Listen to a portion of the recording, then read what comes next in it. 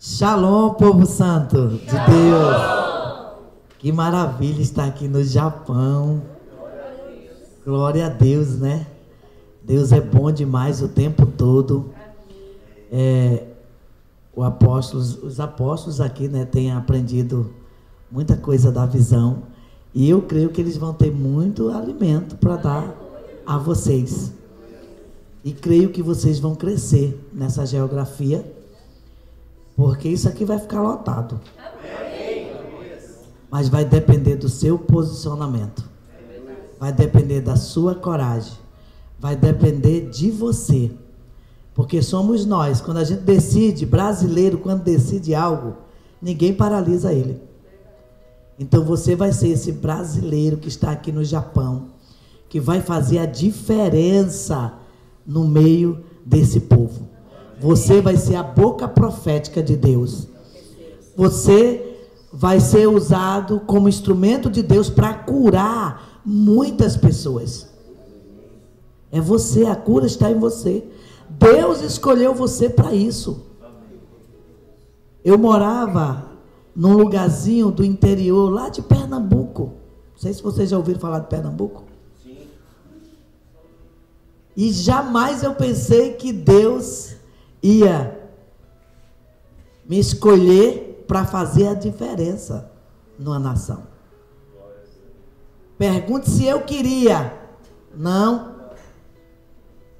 Eu queria ficar só no meu cantinho. Quando conheci Jesus, eu queria só cuidar de vidas e trazer vidas. Eu não queria discipular. Eu não queria consolidar, principalmente, que dá trabalho. Mas quando a gente tem Jesus, tudo fica leve. Quando a gente troca o fardo com Ele, Ele diz: me dê seu fardo, que é pesado. Mateus 11, né? Me dê seu fardo. Mas não deixa de ser um fardo leve para nós. Ele pega o fardo pesado e Ele dá o fardo leve. Deixa de ser fardo? Não. Porque se a gente ficar sem fardo, a gente faz o que a gente quer. A gente sempre tem que ter algo para a gente depender de Deus. Quando as pessoas têm tudo, elas esquecem de quem é o Senhor na vida delas. Eu digo que as dificuldades da nossa vida nos levam para perto dEle, para a gente depender totalmente de Deus. E aí, quando o Senhor fez isso, me tirou lá do interiorzinho de Pernambuco, me levou para Manaus. E ali eu conheci o Senhor Jesus. E ali Ele começou a fazer uma mudança na minha história. E quando Ele me levantou ainda para libertar vidas, tirar vidas do cativeiro. Não é fácil libertar vidas, gente. Mas o Senhor disse: eu vou te levantar para tirar vidas do cativeiro. Eu vou te transformar, eu vou te libertar, eu vou te curar primeiro e depois, de graça recebeste, de graça dai. Às vezes a gente é liberto, curado, mas a gente quer ficar sentado numa cadeira, sem fazer nada. Ficamos só olhando. Mas Deus está dizendo: eu transformei você, eu curei você, e hoje eu quero que você faça o mesmo na vida das pessoas. Aleluia. Então a gente tem que ser atrevido nesse mundo, porque o diabo é atrevido.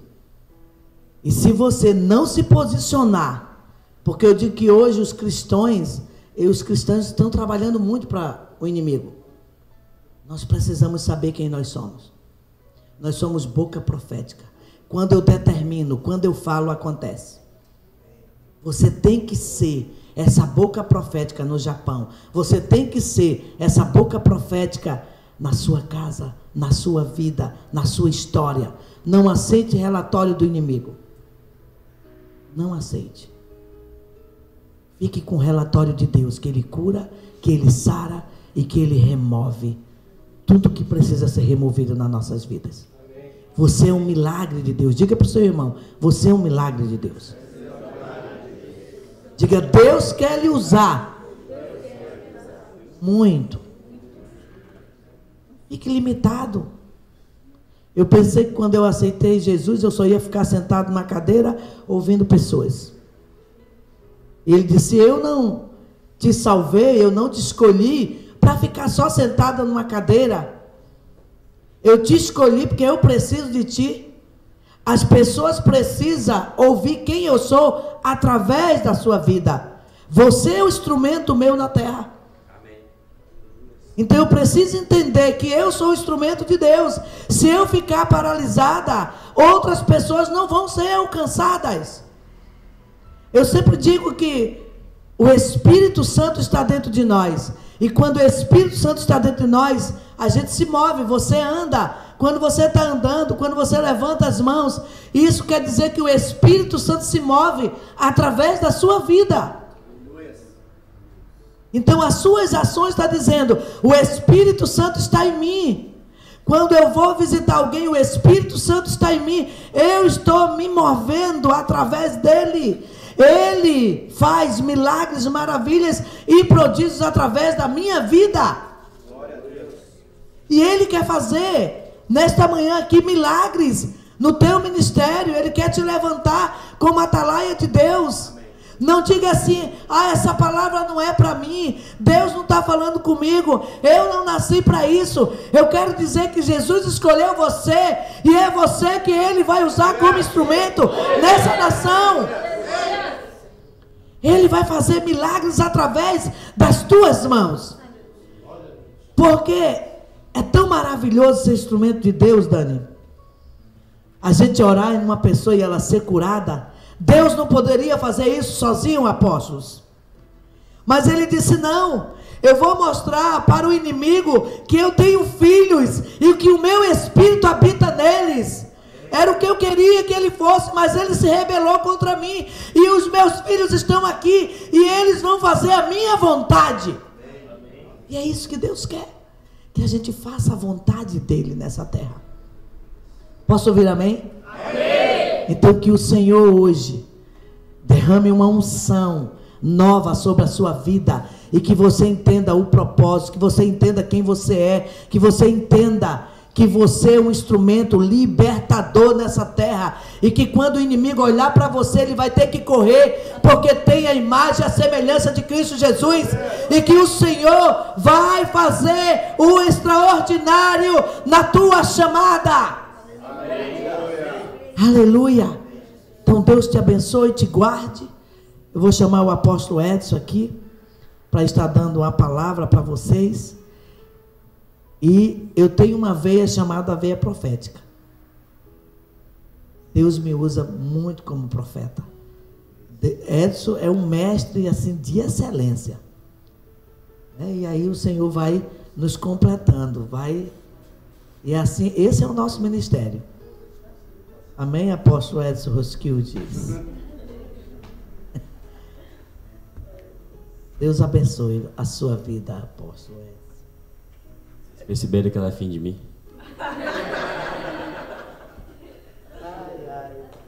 Os 4 pneus, mano, arriados. Você não sabe o quanto eu gasto para isso.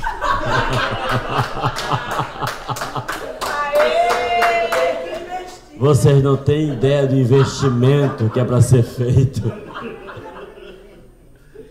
Shalom, queridos, graças e paz a todos. Manhã maravilhosa. Só pelo fato de Ele permitir eu e você nos levantar e contemplar o dia e dizer para os céus que nós somos dele, e Ele permitir que eu e você, a hora que quisermos, entrarmos no santuário, adentrar no Santo dos Santos e declarar que eu sou do meu amado e Ele é meu. Não tem gratidão maior do que isso. Porque alguns anos atrás, com certeza, eu e você, nós não éramos merecedores deste favor. Nós éramos desgarrados, nós éramos desterrados, se existe assim. Nós éramos os que estavam na margem e não estavam no caminho.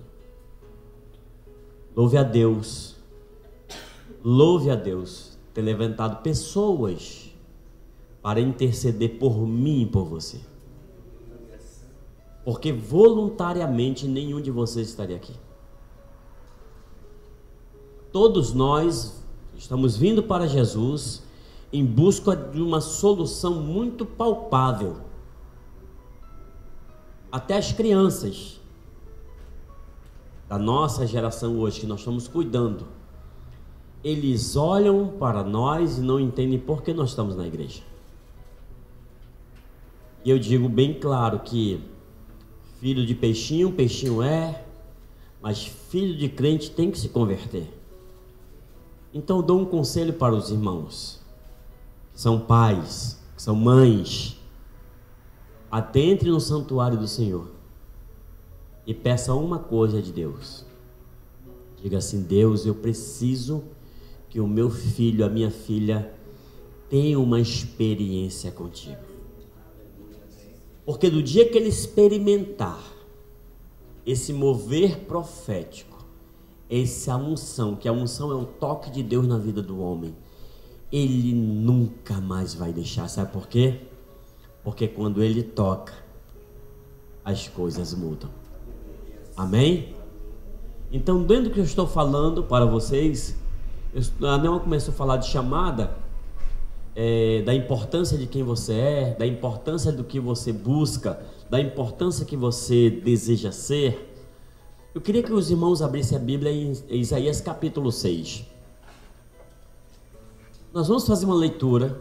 Depois da leitura, nós vamos fazer uma oração, e da oração nós vamos adentrar naquilo que Deus quer para cada um de nós. Amém? Quem conseguiu abrir a Bíblia diz amém. Amém. Quem não abriu diz misericórdia. Então eu espero. Tem gente falando misericórdia ainda. Isaías capítulo 6. No verso 1 em diante, olha como está na palavra. No ano em que morreu o rei Uzias, eu vi o Senhor sentado sobre o alto e sublime trono. A orla do seu manto enchia todo o templo. Serafins estavam por cima deles, cada um tinha 6 asas, com 2 cobria os olhos, com 2 cobria os pés e com 2 voavam. E clamavam uns aos outros, dizendo: Santo, Santo, Santo é o Senhor dos exércitos, e toda a terra está cheia da sua glória. No verso 4, as bases dos limiares moveram a voz de quem chamava, então disse eu. Verso 5, ai de mim, eu habito no meio de fofoqueiro, eu fofoco junto com os outros. Mesmo com todo o pecado que está dentro de mim, os meus olhos viram o Rei, o Senhor dos exércitos. Então voou para mim um dos serafins com a brasa que é tirada do altar, tocou os meus lábios e disse: isto tocou os teus lábios, teu pecado e a tua iniquidade são retiradas. Então eu vi a voz que dizia: a quem enviarei? A quem há de ir por nós? Então disse eu: Hineni Adonai. Hineni Adonai no hebraico: eis-me aqui, Senhor, envia-me a mim. Então, o que eu preciso entender com esse texto na chamada de Isaías? Se você for olhar o profeta messiânico, quem era o profeta messiânico? Era uma pessoa qualquer? Sim. Cheio de falhas? Também. Cheio de pecados? Também. Que o próprio texto confessa, ele confessa o próprio pecado na presença do Senhor. Mas Isaías, ele no início, capítulo 1, capítulo 2, capítulo 3, capítulo 4, capítulo 5, ele começa uma sequência de detonar aqueles que estavam em pecados, detonar aqueles que estavam fazendo errado, detonar aqueles que estavam fazendo besteira. No capítulo 5 é uma coisa muito interessante, que lá tem 6 vezes o capítulo, às vezes a palavra, ai de mim. Mas lá está, ai daqueles que bebem, ai daqueles que fazem aquilo, ai daqueles que fazem isso, daqueles que fazem isso. Aquela pessoa que só vive acusando as pessoas e não entra com uma solução do nada. Mas quando foi no capítulo 6, ele gritou: ai de mim para ele. Porque ele se deparou no santuário do Senhor. E quem anda na presença do Senhor, no santuário do Senhor, não tem como disfarçar, não tem como fugir da sua realidade, não tem como você olhar para as circunstâncias e dizer assim, ah, isso vai acontecer, não é toda vez que acontece isso. Não, não, não. Sempre tem uma relação espiritual na minha vida para a sua vida. Eu não estou aqui por acaso, nem por acidente. Eu estou aqui por causa da mão de Deus. A favor de vocês, que nada a favor de mim. Porque a favor de mim, quem precisa disto sou eu. Eu que preciso continuar na presença dele para poder estar aqui. Então eu preciso muito mais do que algum de vocês, se assim você está entendendo. Mas olha só, quando se depara com Isaías, tem muitas coisinhas na chamada dele que a gente tem que prestar, nós temos que prestar muita atenção com os detalhes. Observe que ele começa no ano em que morreu o rei Uzias. Alguns teólogos afirmam que ele era primo, parente de Uzias. Então, morreu o meu conchavo, morreu o meu parente, morreu o meu próximo. E no ano que ele morre, ele é sorteado, apóstolo Paulo. Ele é sorteado para entrar no Santo dos Santos. Deixa eu dar um pouquinho de clareza no que eu estou falando. Quando você vai ler Levítico, você vai ver a regra para o sacerdote entrar no Santo dos Santos. Para você ter uma ideia, eram separados 80 sacerdotes. Quantos sacerdotes? 80 para trabalhar no santo lugar. Desses 80, um era sorteado por dia para entrar no Santo dos Santos. Alguns vocês já leram sobre o meu querido Mudinho, né? O Mudinho foi e voltou. Outros vieram com algumas situações e outros ficaram por lá. E os que ficaram por lá, o que eles faziam? Colocavam um sino no pescoço. Todos que iam entrar no Santo dos Santos, sino no pescoço e corrente nos pés. Está na palavra de Deus isso. Para quê? Para quando o ser humano entrasse no divino e a glória não tivesse emparelhado com ele, ele dava tchau ali mesmo, ele caía morto, batia-se o sino e os outros sacerdotes entendiam, Deus o tomou para si, e puxavam o ser humano lá de dentro. Então, olha só a regra para entrar no Santo dos Santos. Então, Isaías foi sorteado para entrar no Santo dos Santos. E na hora que ele entra, ele vê o mundo espiritual escancarado na frente dele. Ele vê os anjos de Deus em volta. E ele vê milhares de anjos, mas quando ele começa a ver os anjos, ele começa a ver os detalhes dos anjos. Ele começa a apurar a sua visão. Ele começa a entender a sua visão. Ele começa a ver anjos com 6 asas. De verdade, irmãos, eu acho um exagero. Mas como nosso Deus é exagerado em tudo, não é verdade? Você pede uma bênção, ele estoura a boca do balão e você, quando pensa que não, aconteceu um milagre, prodígio, maravilha, meu Deus, você não entende. Ele é exagerado mesmo. Se você quiser ter uma vida comum, pode sair daqui. Porque você tem que ter uma vida exagerada mesmo, espalhafatosa. Deus te abençoou, abençoou mesmo. Minha abençoa foi com muito, não foi pouco não. Eu ando por aí falando que eu tenho uma loura, acabou-se. Eu sou exagerado. Ontem eu fiz um vídeo muito importante. Eu fiz um vídeo sobre Kyoto. E lá em Manaus as pessoas falam errado. É aquele. Agora Kyoto, não tem Kyoto, é aquele, né? Então tá errado esse nome. Vamos corrigir esse negócio, é aquele, né? Devia ser que outro é aquele. Que outro nada, é aquele, entendeu? Aí...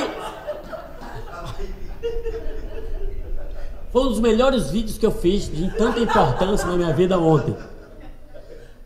Então, eu sou espalhafatoso mesmo, meu irmão.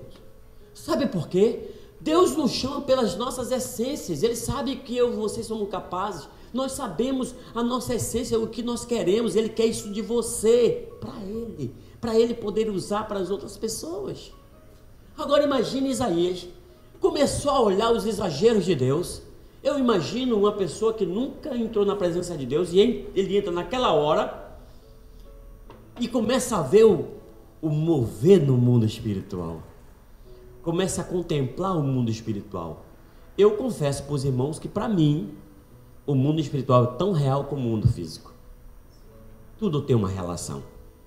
Só que ele observou, meu apóstolo, que os anjos, com as 6 asas, elas tinham funções.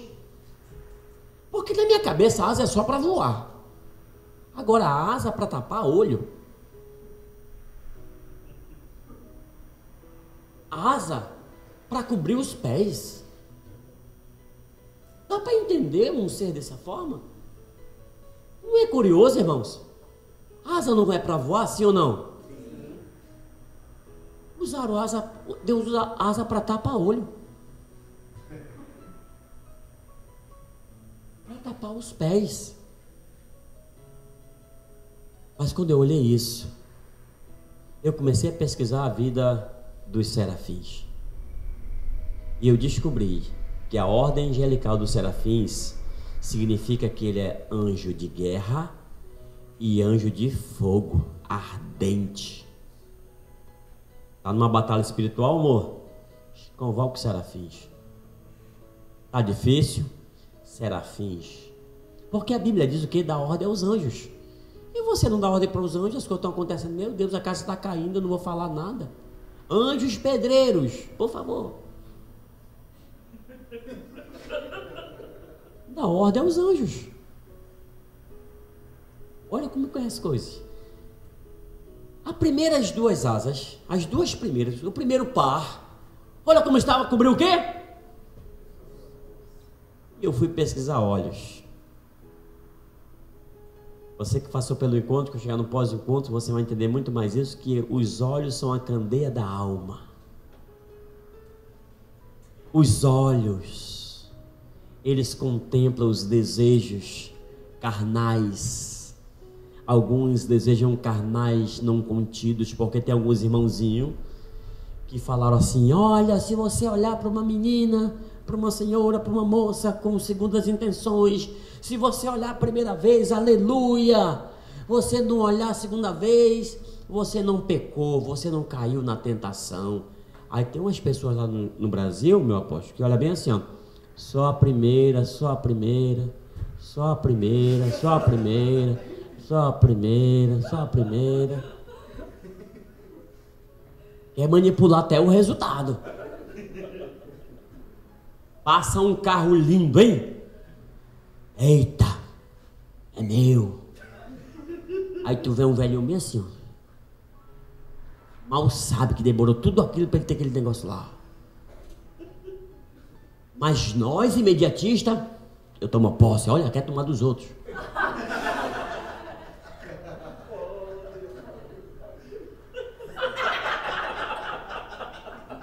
Eu vi a briga ontem, não tem nem conversa. Quer nem saber.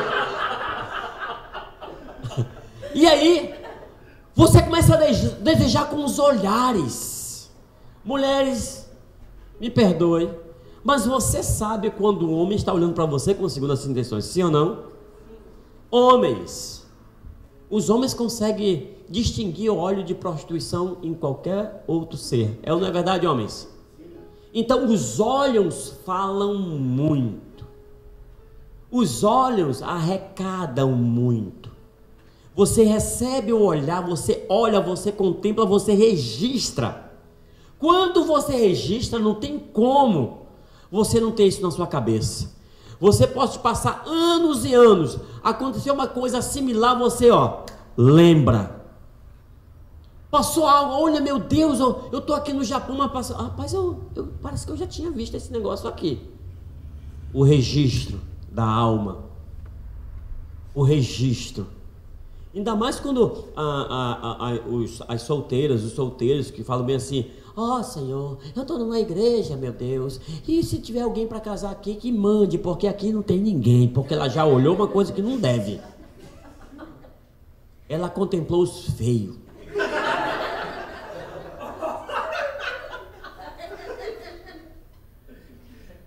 Ainda bem que o apóstolo me falou esse detalhe, eu estou só repetindo. E aí, e tem outros bem assim, olha, ainda acredita dizendo que o senhor me falou alguma coisa, olha, não falou nada. Já vão tacar a pedra no pobre do apóstolo. Aí, olha só, contempla aí tem essas coisas, quando olha o gato, hein?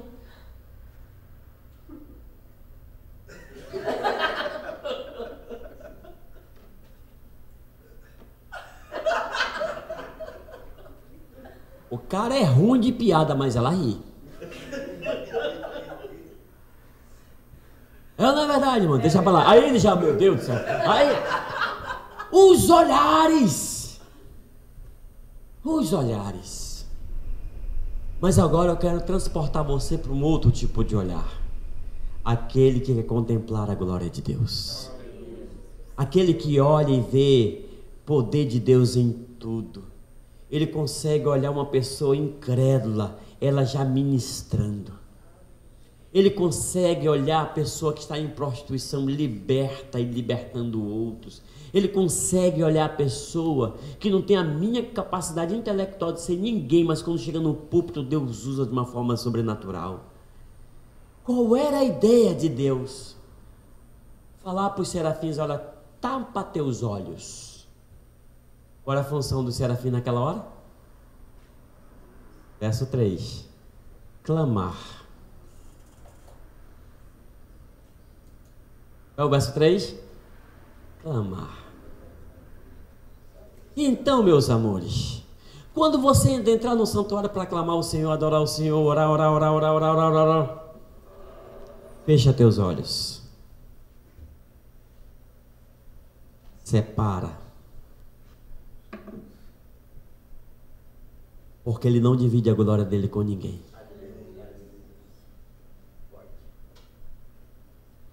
Quando você entra no santuário, Ele pede: é só para mim agora. Nada vai ter que te incomodar, nenhum pensamento, é para mim agora.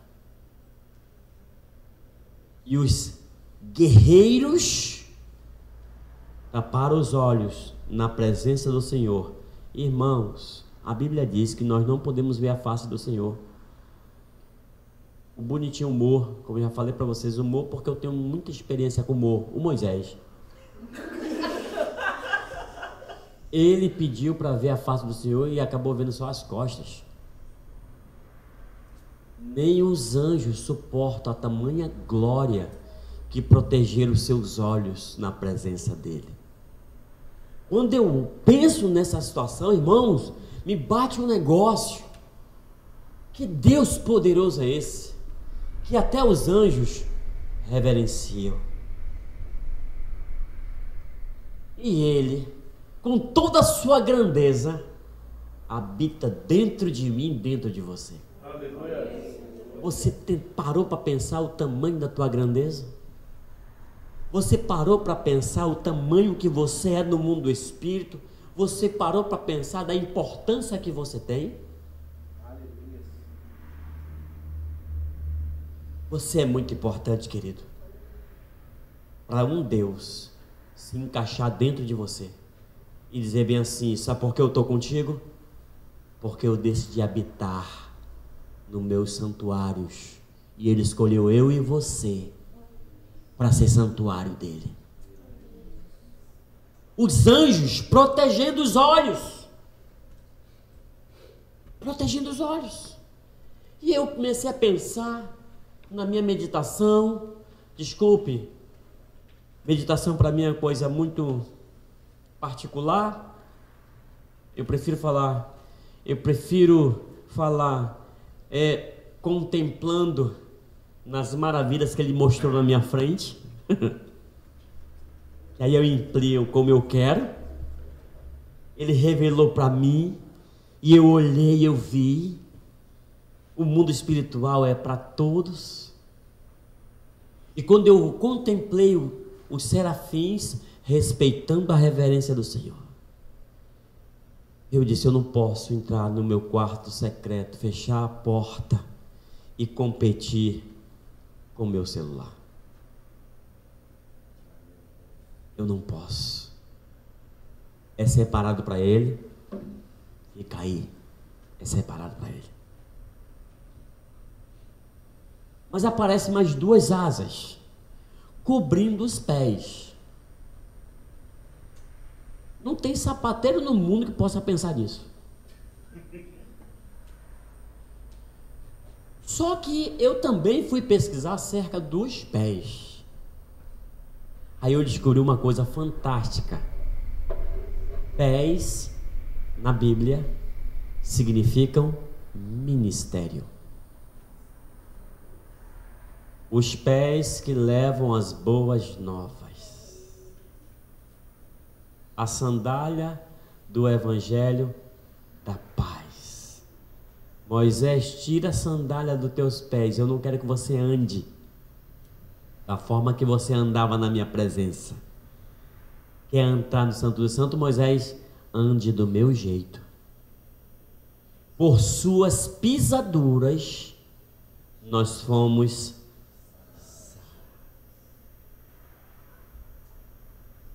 Quando eu parei e olhei, eu disse: meu Deus, o serafim está me ensinando uma coisa. Eu preciso proteger o meu ministério.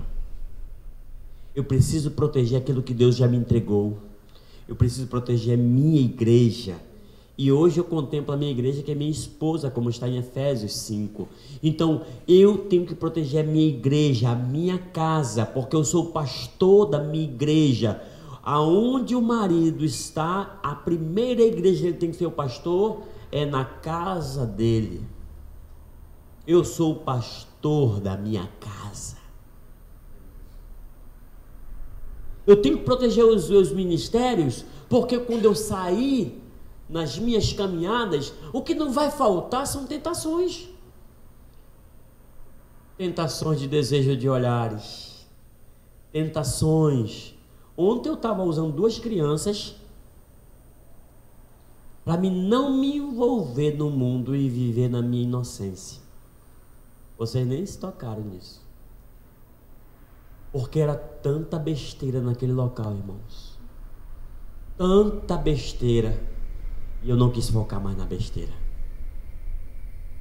Peguei duas crianças que estavam conosco, os filhos de vocês, e comecei a brincar com eles.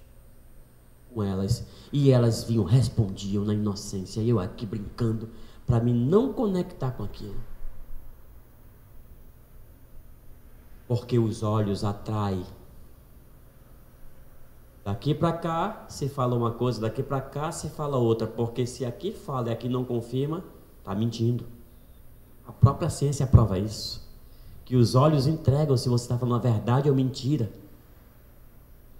Então eu preciso sair e guardar meu ministério, guardar aquilo que Deus me entregou, guardar a unção que Ele me entregou, as bênçãos, os dons e talentos. Eu preciso guardar, porque foi algo que Ele entregou nas minhas mãos. E o inimigo, o que ele quer fazer? Tomar isso. E uma coisa que eu descobri sobre batalha espiritual, uma coisa muito interessante, que não existe luta entre Deus e o diabo. Não existe luta entre Deus e o diabo, irmãos, porque o diabo nunca vai lutar contra a sua criação. A luta do diabo é comigo e com você. Sabe por quê? Ele foi rejeitado e eu e você fomos acolhidos. Pense no bicho invejoso. E por esse fato, nós somos noiva de Cristo. E Ele não quer deixar esse casamento acontecer. Vocês estão entendendo aí, queridos? Vocês estão seguindo, tentando raciocinar nessa direção? Então você é essa pessoa que Deus escolheu para transformar a sua geografia. Abre tua boca, profetiza. Abre tua boca, lança decretos. Isaías 44, 26, ele diz: eu sou o Deus que honra a palavra dos meus justos e faço cumprir a mensagem do meu mensageiro. Então, nossa palavra é um decreto. Então, olhe para a pessoa do seu lado, com todo amor e carinho, e fala assim: proteja seu ministério. O seu ministério é muito poderoso. Escuta só, olha aqui para mim, por favor, em nome de Jesus. Não sei se você está raciocinando junto comigo, mas eu quero que você venha comigo. Você saiu do Brasil para ser usado em uma outra nação. Você é um missionário poderoso que Deus quer usar tanto, que tirou da tua geografia para manifestar a graça dele no local onde você está. Você não se tocou, não? Ainda fica com um beicinho na direção do apóstolo. Tu vai... Para com essa onda, deixa de ser menino. Deixe de ser menino. Quem te sustentou até hoje? Ah, minha força. Já foi e voltou quantas vezes? Eu faço essa pergunta. Se deu certo da outra vez e agora está permanente, por quê? A mão dele está nesse negócio. Proteja seu ministério. E olha como é que é interessante. Por favor, um voluntário aqui. Vem cá, meu amor. Vai levar o teu agora. Fica aqui. Se você entender essa dinâmica, eu vou estar muito resolvido com você. Quando um homem é chamado por Deus e contempla esse versículo dos serafins, quando o homem é chamado por Deus e ele entende a postura dele a partir de agora, ele precisa aprender: guarda teus olhos do pecado, protege teu ministério. Todo homem que guarda seu corpo, a sua mente do pecado e guarda seu ministério, olha aqui, ó, ele tem condições de voar. Ele voa. É necessário para voar o quê? Guardar os olhos, guardar os pés. Você não vai a lugar nenhum se não guardar isso. E se você chegou até aqui, se tiver de limpar os olhos, limpe. Se tiver de limpar os pés, limpe. Mas você precisa entender isso. E Ele te chamou para esse novo tempo, para você guardar os teus olhos, guardar teu ministério e fazer voos altos. Você já pensou, pedindo permissão do apóstolo Paulo, dizer assim: apóstolo, tem 50 discípulos no outro estado, me abençoe. Quero abrir agora Aleluia Church em outro local. Meu pastor, tem 200 pessoas agora, mande mais reforços para me ajudar. Porque você guardou seu ministério e guardou os teus olhos. E é por isso que você vai voar nas asas do Espírito. Em nome de Jesus. Então é hora que eu entenda isso. Só que no verso 3 ele começa a reclamar uns aos outros, dizendo: Santo, Santo é o Senhor dos Exércitos, toda a terra está cheia da sua glória. Aí o Senhor fala bem assim: eu não vi o Senhor nem ler Bíblia. Porque tem alguns irmãos que é que a gente ande com Bíblia, né?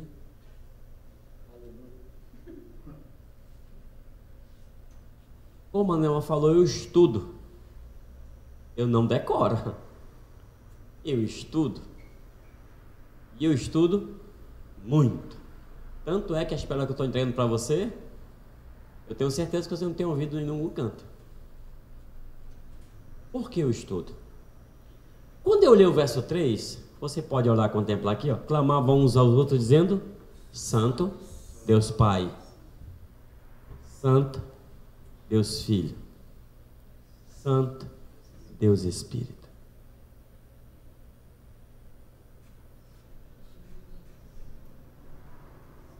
Santo, Santo, Santo é o Senhor dos... aqui está o exército. Serafins é anjo de guerra. Serafim só conhece general para mandar neles. Serafins recebe comando de generais. É o Senhor de toda, e toda a terra está cheia da sua. Começou a outra treta na minha vida. Como é que toda a terra está cheia da sua glória e está tendo guerra em Jerusalém hoje? Como toda a terra está cheia da sua glória e alguns absurdos no mundo estão acontecendo? A primeira matemática é que na época do Antigo Testamento existiu o tabernáculo, amém? No Novo Testamento, tabernaculou. Traduzindo, Jesus rasgou o véu e o tabernáculo virou você. E por onde você andar, você vai levar a glória de Deus.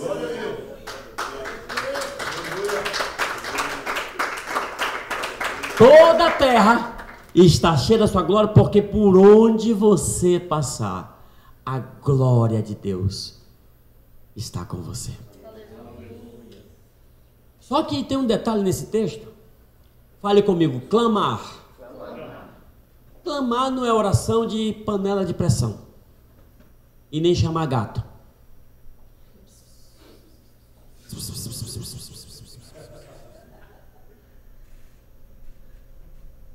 Clamar, oração desesperada. Somente o Senhor e mais ninguém. Tu és o único Deus que pode resolver. Entendeu como é o negócio? E não é com carinho não, viu? É para dar susto no vizinho. O doido começou de novo. Porque você olha clamar, bota o texto 4, por favor, verso 4. Os umbrais das portas moveram a voz de quem? Clamava. Da voz de quem? Clamava. Da voz de quem? Clamava. Quem é que clamava nesse texto? Serafins. Quem era? Os serafins. Então, se eu decidir clamar, o mover profético vai estar seguindo a minha voz. Todo aquele que clama no seu santuário, o mover profético se move. Pense numa pessoa que é difícil se converter, pois é. No mover da clamação profético acontece. Porque que era impossível, olha só, os umbrais, a base. Se você for desmontar esse prédio e levar para outro canto, você vai desmontar por cima, não é verdade? Olha o que Deus está fazendo, desmonta primeiro pela base, já viu isso? Em outra versão, a base dos limiares moveu-se. A voz de quem clamava, olha a diferença. Então olha só, quando você olha dessa forma, já pensou? Aqui tem pouco terremoto, não é verdade? Quando você começa, os irmãos gelatina, esse que te digo. Tudo bem? Preste atenção. Imagine você orando e o inferno começando a tremer com a tua oração. E a voz lá dentro é assim, solta essa pessoa agora. E o diabo tentando se agarrar. Solta logo, senão vai quebrar tudo. Solta logo. Moveu-se a voz de quem clamava.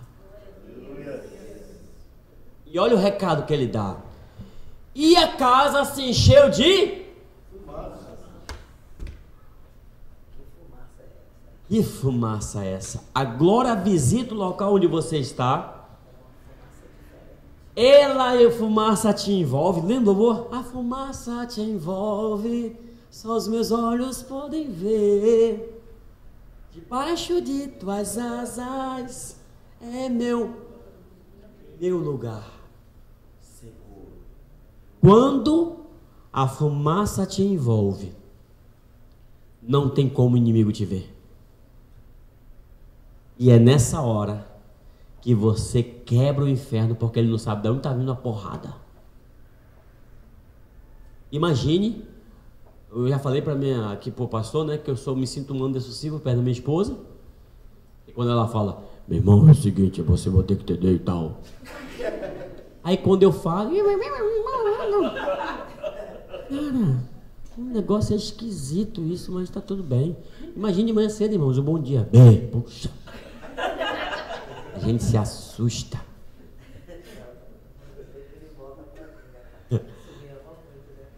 Que mais? É mesmo. Os irmãos já entenderam o olhar. Aí, a voz se encheu de fumaça. Um cara vai lutar naqueles ringues. Tu já viu alguém falar assim, vambora lutar. Aí quando começa a luta ele faz bem assim, ó. Aí o outro lutador bem assim, ó. Rapaz, que palhaçada é essa? Aí o outro. Aí ele. Peraí. Aí daqui a pouco.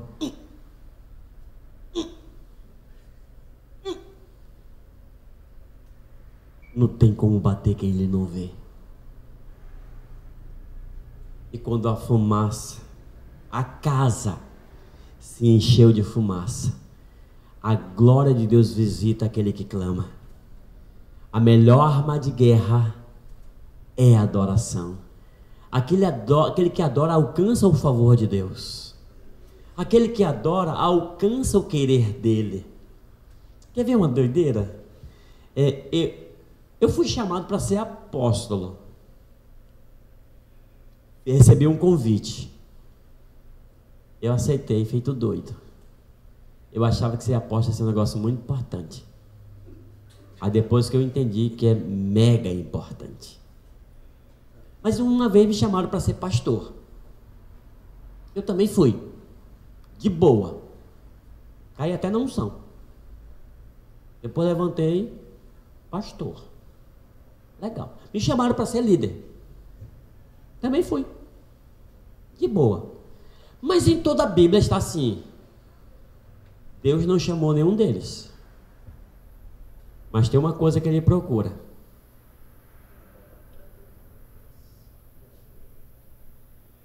Ele procura adoradores que o adorem em espírito e em...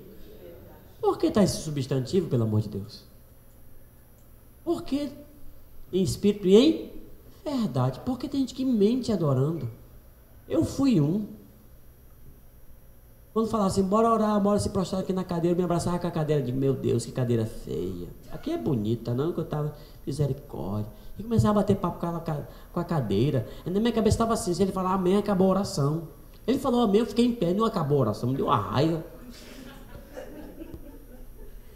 Não é verdade? Vamos adorar. Meu Deus, será se eu desliguei o fogo? Meu Deus, chuva, meu Deus. Ah, meu varal, meu poeta.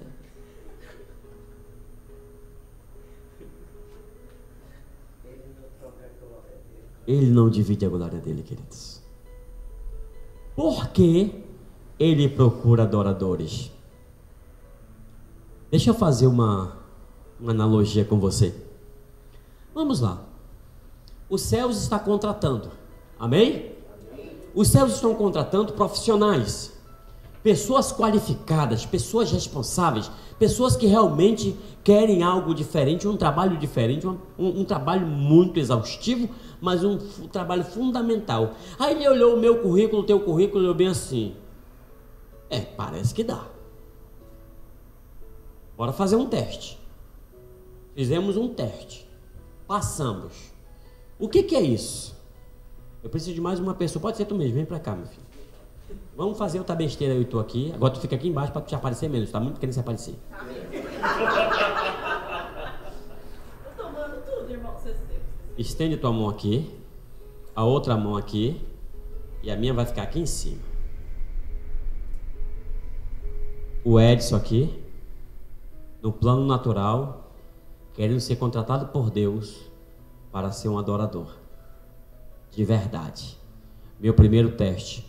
Passar pelo segundo céu. O que é o segundo céu? Onde estão as hortes espirituais, os santos, os anjos, arcanjos, lutando contra os anjos do demônio a meu favor. Para eu passar daqui, eu tenho que entender que eu tenho que buscar de uma forma diferente aqui. 2 Coríntios 2, 14 e 16 diz que eu sou um incenso suave à narina do Senhor. Eu imagino que tipo de cheiro eu tenho para passar para eles. Se for cheiro de bênção, os anjos do Senhor é nosso. Se não for, paralisa no servo de bronze, não sobe. Não sobe. Eu sou verdadeiro e vou subindo. Passo o segundo céu e eu consigo chegar no terceiro céu, aonde está a glória do Senhor.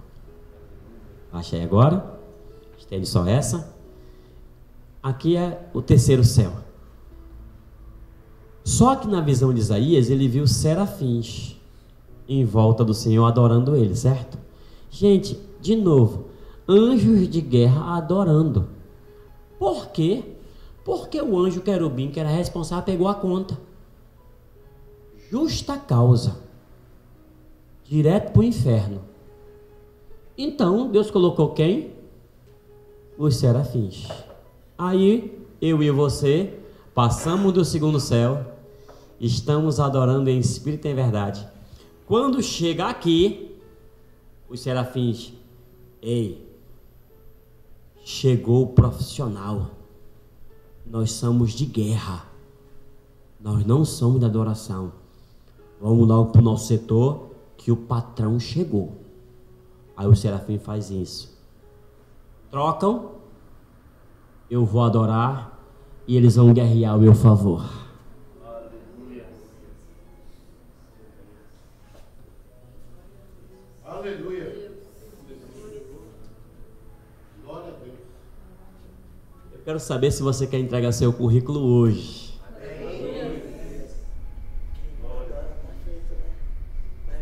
Ei, quando você adorar, você sobe de nível a tal ponto que os serafins vão se submeter àquele que adora.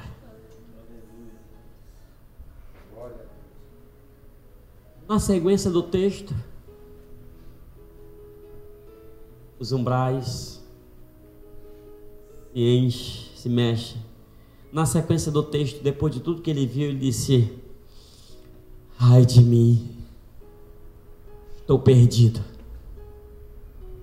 Eu nunca pensei de ter pecado tanto e mesmo assim ele me querer. Eu nunca pensei ter feito tanta maldade, mesmo assim ele me amar. Eu nunca pensei que ele tinha visto tudo que eu tinha feito, mesmo assim me dá um selo, uma credencial, dizendo: santuário meu, escolhido meu. Não teve como Isaías confessar o seu pecado depois disso. É por isso que eu falei para vocês no início: olhe para os seus filhos ter uma experiência com Deus, porque se você tiver uma experiência com Deus, não tem mais como eles se esconderem. Ele denunciou aonde era o pecado dele, a língua dele. Agora olha só, você consegue denunciar o seu pecado? Você consegue dizer para ele quais são as suas falhas? Você consegue se denunciar? Quando Isaías viu: eu sou incrédulo. Vou traduzir para vocês, tá? Lábios impuros. Eu sou incrédulo, porque eu sou um sacerdote que vejo a glória do Senhor e não acredito o que ele anda fazendo, e ainda continuo falando o que os outros falam. Há algo muito interessante nisso, meu apóstolo. Quando eu estou no santuário clamando e eu confesso os meus pecados, há um anjo específico que tira uma brasa do altar com uma tenaz para tocar aonde eu confessei, para haver cura, libertação e manifestação do Espírito. Está no texto. Você aí que quer ser o durão, que não peca, o bam, só está perdendo. A inocência de uma criança, não sei você, mas eu, quando a minha mãe falava assim, você vai apanhar, ela pegava no cinturão, meu irmão. Eu olhava para a porta. Eu disse assim, na hora que ela abrir, eu corro. Meu ódio maior, desculpa falar ódio, tá? Mas era na minha versão incrédula. Porque todo aquele que fala que está com ódio já está em trevas, diz a palavra do Senhor. Eu com ódio do meu irmão, porque quando eu corria ele me pegava na carreira. Eu não sei se você viveu isso, eu sofri muito. Mas eu tinha uma estratégia. Quando eu chegava perto de casa, eu batia nele para ele me bater e eu chorar, cair no chão para ele apanhar junto comigo. Eu apanhava, irmãos, mas a minha satisfação em ver ele apanhando era superior à surra que eu peguei. Mas ele apanhava às vezes assim para mim, olha.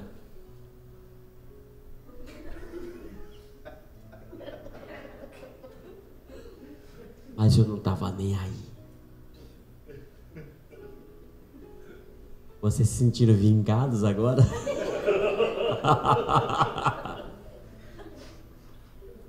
E aí, só que quando a minha mãe pegava o cinto e errava, batia no chão, parecia que tinha batido no meu coração. Eu me jogava.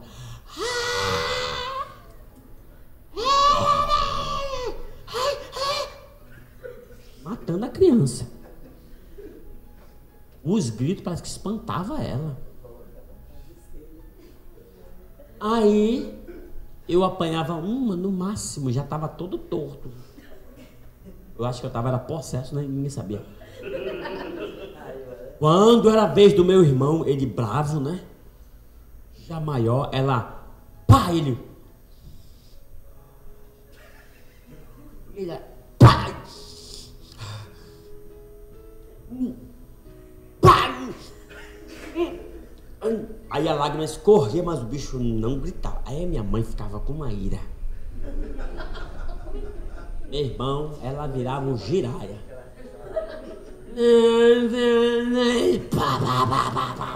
Até o bicho cair.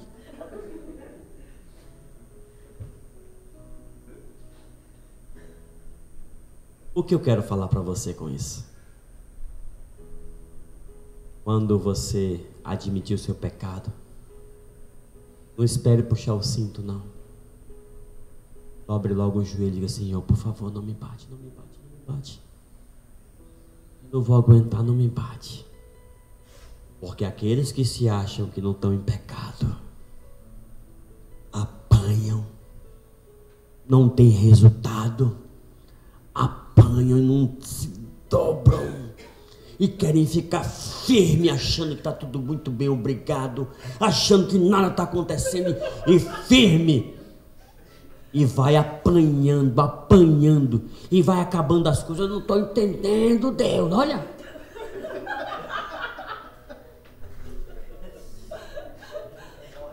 Tá falando aí, Deus? Que Deus o tenha. Então, faz-se necessário eu entrar no santuário, quando eu clamar e dizer assim, estou aqui, tu sabe tudo de mim, eu não escondo nada. Sabia que ele sabe que você está pecando? Ele não fala nada. Porque eu vou te explicar por quê. A minha filha, quando tinha 5 anos, eu cheguei em casa, eu vi ela correndo, se meteu atrás da cortina e fez assim, se escondendo. E eu vi o volume. Aí a Nelma, eu disse, meu Deus, onde está minha filha? Mulher, onde está minha filha? Minha filha linda, preferida, cadê minha filha? Aí eu vi ela rindo atrás da coisa. Aí eu digo, ai meu Deus, eu vou procurar minha filha, eu não sei viver sem minha filha tem que estar aqui. A minha filha, daqui a pouco ela fez assim com a Cristina. Aí eu, ai minha filha, me assusta, não me assusta, minha filha. Eu tô passando mal, vem me acudir, me traz água. Ela pulava em cima de mim, beijar. Eu tô aqui, pai, a tua preferida.